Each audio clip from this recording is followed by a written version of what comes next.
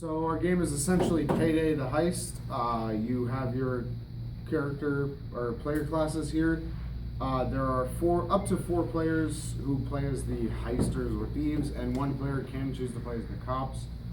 The players start out at their van or car, whatever you have it, and have a little bit to set up, scope out the area, see what they want to do. And then their main goal is to get into the bank, take the manager's key to the security room, disable both of these alarms.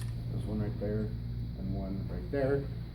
Disable both of those alarms, take the drill to the vault, drill into the vault, get the money and get out, is the basic premise of it.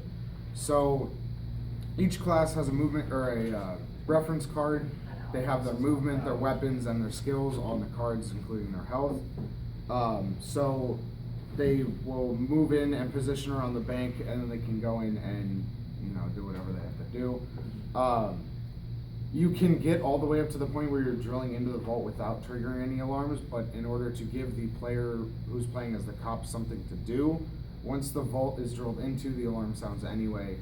So normally the players just control their pieces, and the cops would control all of the, well, they're not technically NPCs, but everything else on the board. So these green pieces represent civilians. The silver ones are security. So the security can move and shoot at suspicious peoples. So obviously if there's somebody just walking around in the main building, they can't shoot at them. But if somebody walks in through this back door, it's kind of weird. So the cops move around the security and the civilians as they want until a heist player gets within range of a civilian, then they can command the civilian to do something else. So the way combat works is it assumes that as you are robbing a bank, you're an accurate marksman, so you don't miss.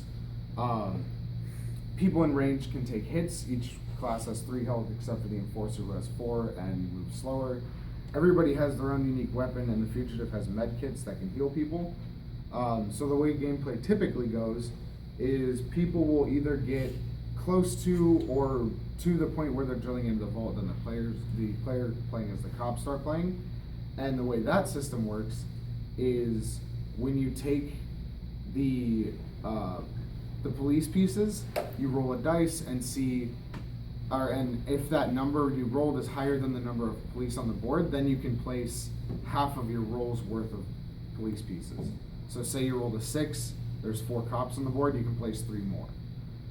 Every 5 turns after the police have started, you can place in 1 SWAT, which is essentially an upgraded police unit. And the players have to get out with as much money as they can to win, or you can set it to, you have to get all of it, or whatever you want to choose. And the police win condition is just stopping the rest of the players. So when a player is reduced to 0 health, they go down. And they can either be revived by another player or captured by the police if there is one within 2 units of, or 2 spaces of that piece. But yeah, that's pretty much the game. Cool. All right. For the sake of time, we gotta move on.